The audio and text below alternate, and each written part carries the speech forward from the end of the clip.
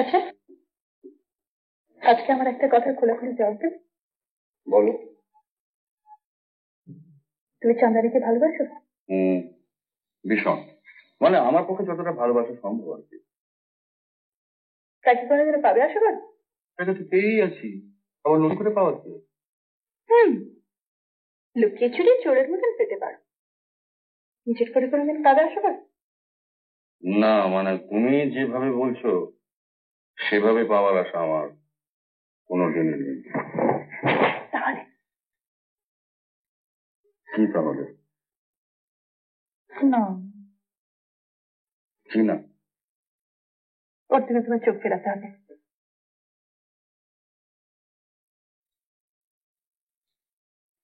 না, সে কথা যদি বলো তাহলে তো তোমার বাড়ির পার্টির পর দিন থেকে আমি কারো দিকে চুমকি ফেরাই।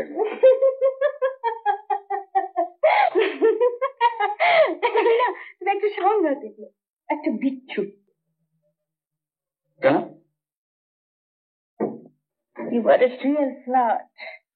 না, আমি সত্যি বলছি, তুমি বিশ্বাস করো, সেই রাত্রির পর থেকে আমি কারোর দিকে চোখ ফেরাই।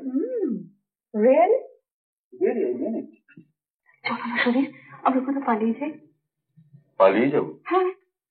কোথায়? বিদেশে, কোনো ফরেন কান্ট্রিতে। তুমি সেখানে গিয়ে প্র্যাকটিস করবে, আমি যা হোক একটা কিছু জোগাড় করে নেবো। চলো না সুধীর, ডার্লিং, কেন তুমি চুপ করে আছো? বলো না কিছু, চলো।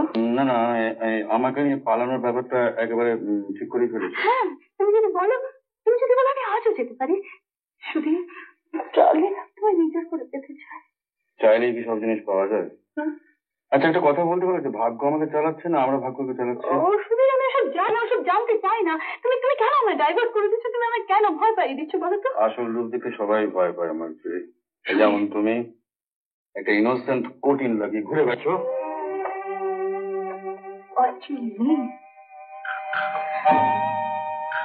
সুধীর,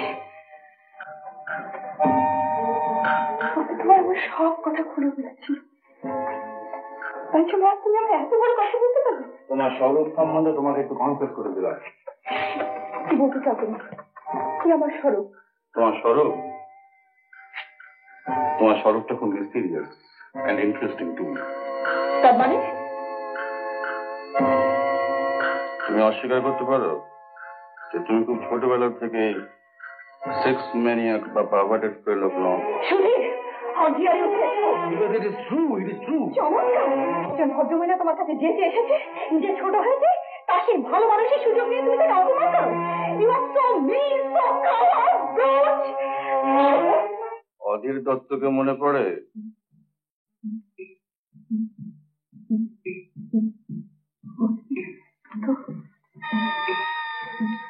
আমার দাদা।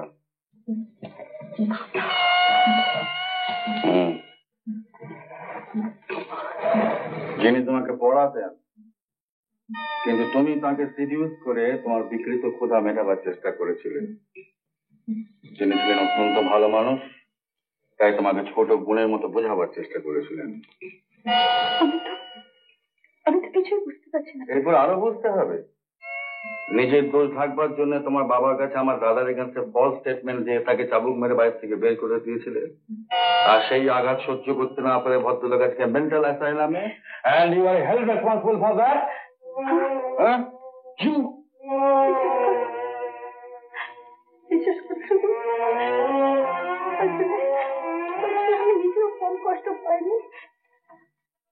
তুমি সবকিছু ভুলে গিয়ে আমায় ক্ষমা করে দিলে।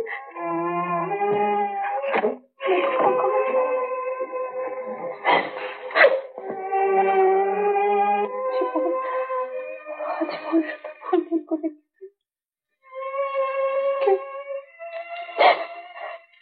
আমি একটা ছোট করলাম।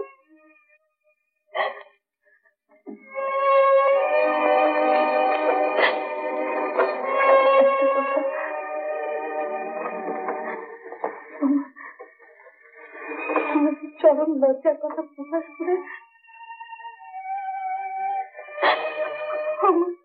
আমার সেই জায়গাটুকু নষ্ট করে দিও না তুমি।